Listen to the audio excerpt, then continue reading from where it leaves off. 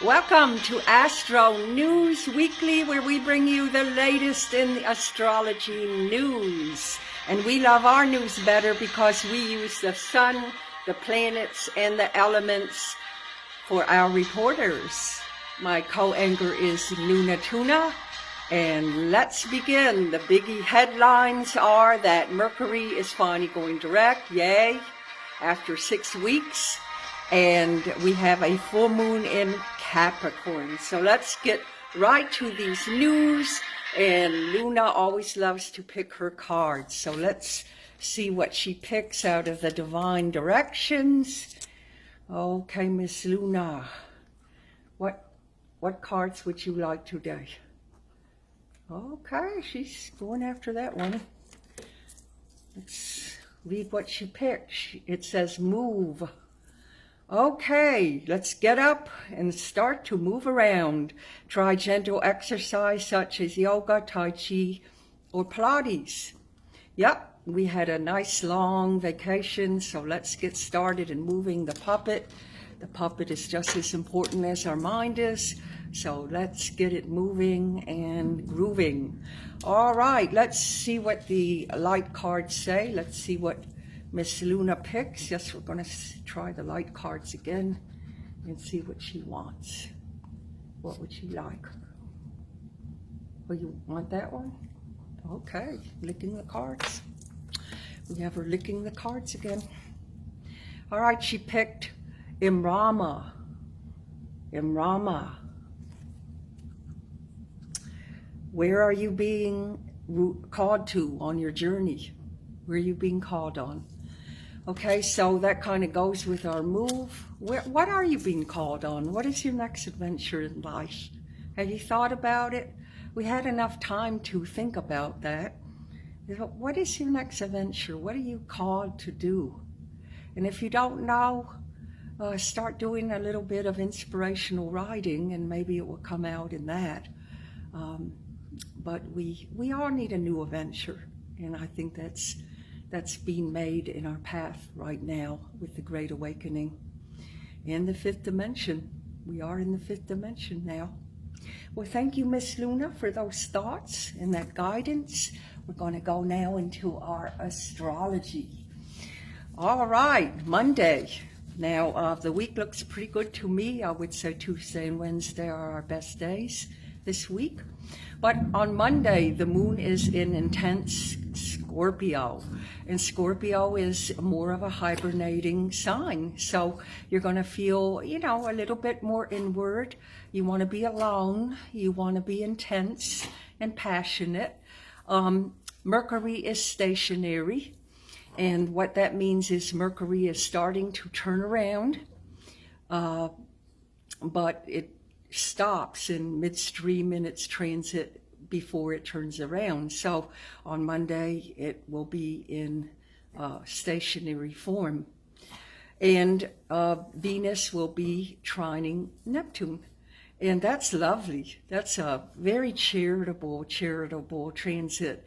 You might feel like you want to start a fund for somebody that needs it. You might feel that you need to do some community service, something like that. It's very Mother Teresa. So you might feel very charitable in your needs to help people. It's a lovely transit. Venus rules Libra and Taurus, and Neptune rules Pisceans. So you'll get that big blast from that lovely transit. On Tuesday, Mercury goes direct. It's going to finally start moving after that Monday stationary period. So it's going to start moving direct, and it will still be in a shadow period. A shadow period is where the planet that went retro has to catch up to where it was before it went retro. So it's going to be moving in the next 2 weeks in its shadow period. But it remains in Gemini until July 11th, and then it will go into Cancer. And it will be in Cancer, but it will not retrograde. The next retrograde period for Mercury will be December, so that's a big a lot taken off of our Geminis and our Virgos for sure. All right. Now, the moon goes into Sagittarius also on Tuesday. So Tuesday is a really big day for these transits. Sag is, you'll feel that shift because Sag is much more friendly than Scorpio, and Sag is let's go on trips, let's travel, let's be friendly, let's be charitable. It also rules community service, government. So it's very, very friendly, much more friendly than Scorpio is. So you'll feel that shifting of wanting to get out and do things with your friends. Then it's going to trigger the ruler Jupiter, which Jupiter is good luck. It's expansive, and watch out, you might want to overeat or overspend, because that's what Jupiter does. It makes you so confident and feeling so robust that sometimes you will overeat and overspend. So you have to watch out with the overdoing. It will be in harmony with Mars also, so that will be a feeling of wanting to move, remember our message was move. So it may make you want to go to the gym or do some sports or work out or go swimming. It's that kind of energy with Jupiter. It's expansive Mars, and that will be great for Arians. On Wednesday, it's a great day. The moon in Sag still. Anything in Sag and Leo is wonderful, and Libra. And the sun will be in Cancer and in harmony with Jupiter in Pisces. That's a great day to play the Powerball. I will be playing it. And it's very lucky. It's very optimistic. It's very confident. So we have 2 great days in the week, Tuesday and Wednesday. Wednesday especially great for playing the Powerball.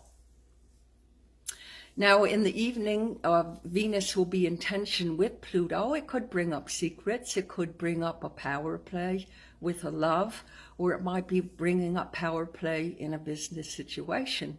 No matter what, Thursday looks much better. It could be intense on that Wednesday evening, so just be careful and don't sign any contracts on that evening.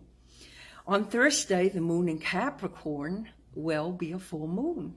So that will affect the Capricorns, but it brings up hidden stuff or stuff that comes to a head, and usually it's business with Capricorns. Capricorns, it's a very stable sign, but it's usually for career. So that could be a very, very profitable time for the next month for Capricorns and Cancers, but all other signs will benefit with it too. On Friday, Neptune goes retrograde. Now, this is going to be a long, long retrograde. It goes in retrograde until December of 2021. That's a long retro. So that is going to affect the Pisceans a little bit, not too much. But, you know, whenever your ruler goes in retrograde, it just kind of staggers the momentum. So you may feel that, but all the planets every year go in retro. They have to, because it gives us a little break. If the planets kept going forward all the time and direct, we would never we would feel like we have to be on the go all the time. And, you know, that's not too comfortable. So it gives us that period of laying back, thinking, rethinking our thoughts, our goals, and our ambitions. And makes us want to recoil and regroup and do inner stuff. Remember last week I told you about Jupiter going retrograde, I think until October. So the planets over the summer will go retrograde as they usually do every year. Now on Saturday, the moon will be in Aquarius. It shifts. And the moon will be more progressive and friendly. I'm sorry, it's not the moon. It's definitely the Pisces will go back into Aquarius. I'm sorry, not even Pisces, it's Jupiter. Jupiter will go back into Aquarius. I knew it was one of those big planets. And Jupiter was in Pisces for the last 2 months, but it's going back into Aquarius until December. Then it will go back into Pisces. The Pisces will benefit for it for 6 months from December. But right now, the Jupiter will go back into Pisces until, like I say, December. And that's more of a charitable, friendly group type of thing, so you'll feel more expansive. But remember, Jupiter is going retrograde. So that kind of, rescinds all that energy of forwardness. Now on Sunday, the moon will be still in Capricorn, but it's going to be in a harsh angle to Saturn and Uranus. So that could be a little difficult, a little tense Sunday early morning. But then we get a break, because in the afternoon the moon will go into void of course. Void of course is where there's no aspects to the moon. So the moon really isn't doing anything in transit, but just transiting. It gives us a day off on Sunday. I would not be signing any contracts or anything big. I would be watching movies, finishing up projects that you need to finish up. It's a lazy day. So I would very much take advantage of it and just do something you like to do and relax. We don't have to go all the time, and that's why these planets do as they do. They give us breaks sometimes, so we don't have to kill ourselves in action all the time. But it's a good time. It's a flat and unpredictable time, and it's good for ending projects, not beginning projects. It will be in void, of course, for 22 hours, and that's a long time. So it really isn't going to come out till sometime on Monday of next week. Well, that about wraps up our news for this week. It's always a pleasure bringing you the astrological news, and I will see you again next week. If you would like a reading with me, go to www.cyndiwallace.com. I'll be glad to do a personal reading for you anytime you like. So I'll see you next week. Aho, ashe, namaste, aloha.